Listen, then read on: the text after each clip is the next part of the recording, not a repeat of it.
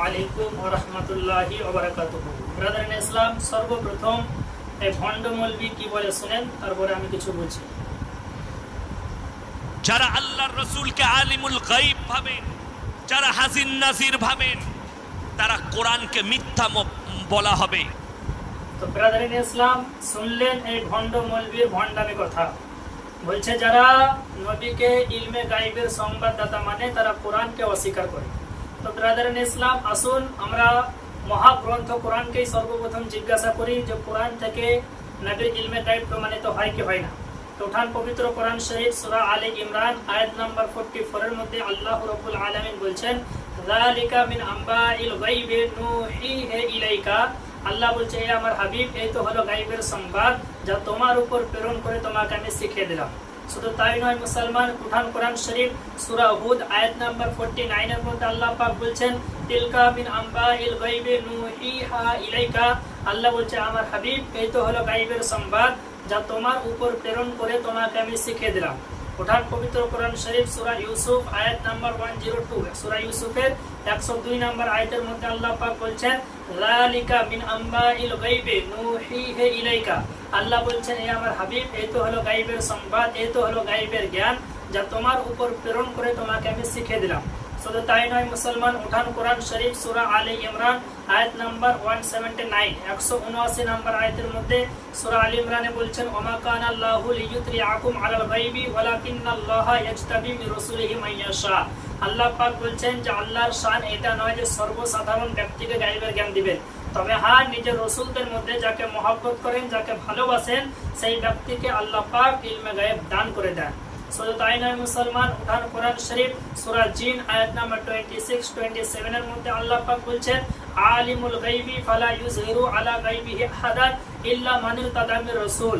আল্লাহ বলছেন, গায়েব জাননেওয়ালা আল্লাহ, আমি নিজের গায়েবের প্রতি কাউকে ক্ষমতাবান করি না, কিন্তু নিজের মনোনীত রাসূল ব্যতীত। অর্থাৎ আল্লাহ পাক কাউকে গায়েবের জ্ঞান দেন না নিজের রাসূলগণ ব্যতীত, অর্থাৎ রাসূলগণকে আল্লাহ পাক ইলমে গায়েব দান করে দিয়েছেন। তো ব্রাদার ইন ইসলাম, শুধু তাই নয়, উঠান কোরআন শরীফ 5 পারা সূরা নিসার আয়াত নাম্বার 113 এর মধ্যে রব্বুল আলামিন বলছেন, ওয়া আল্লামাকা মা লাম তাকুন তাআলাম ওয়া কানা ফাদলুল্লাহি আলাইকা আযীমা। আল্লাহ পাক কে আয়াতে তাফসীর পড়েন আপনি, তাফসীরে জালালাইন 87 নম্বর পৃষ্ঠা এর তাফসীর করা হয়েছে। শুধু তাই নয়, তাফসীর ইবনে কাসিরের মধ্যে আছে, তাফসীরে বাগাবী, তাফসীরে দুররে মানসুর, তাফসীরে মাঝারি, তাফসীরে নাসাফুরি, আর অসংখ্য তাফসীরের মধ্যে বলা হয়েছে। তাফসীরে জালালাইনে বলা হয়েছে আই মিনাল আহকামি ওয়াল গায়ব, অর্থাৎ আল্লাহ পাক বলছেন, মেহবুব, তুমি গায়বের বিষয়ে যা কিছু জানতে না, গায়বের বিষয়ে যে সমস্ত কিছু তুমি জানতে না, আমি আল্লাহ সমস্ত গায়ব তোমাকে শিখিয়ে দিলাম। তো ব্রাদার ইন ইসলাম, এতগুলি আয়াত থেকে এবং সূরা তাকবীর আয়াত নাম্বার 24 এর মধ্যে রব্বুল আলামিন কোরআন শরীফের মধ্যে বলছেন, ওমা হুয়া আলাল গায়বি বিদনিন। আমার নবী গায়বের খবর বলতে কৃপণতা করেন না, অর্থাৎ নবী মুস্তাফা গায়বের সংবাদ দেন। তো বোঝা গেল সূরা আলে ইমরান আয়াত নাম্বার 44 থেকে, সূরা হুদ আয়াত নাম্বার 49 থেকে, সূরা ইউসুফ আয়াত নাম্বার 102 থেকে, সূরা আলে ইমরান আয়াত নাম্বার 179 থেকে, সূরা জিন আয়াত নাম্বার 26-27 থেকে, তারপরে সূরা আপনার নিসা আয়াত নাম্বার 113 থেকে, সূরা তাকবীর আয়াত নাম্বার 24 থেকে, 7 খানা আয়াত থেকে প্রমাণিত হলো আল্লাহ বলছেন, মেহবুব, আমি তোমাকে গায়বের জ্ঞান শিখালাম। আল্লাহ বলছে, আমি আমার নবীকে গায়বের জ্ঞান দিলাম।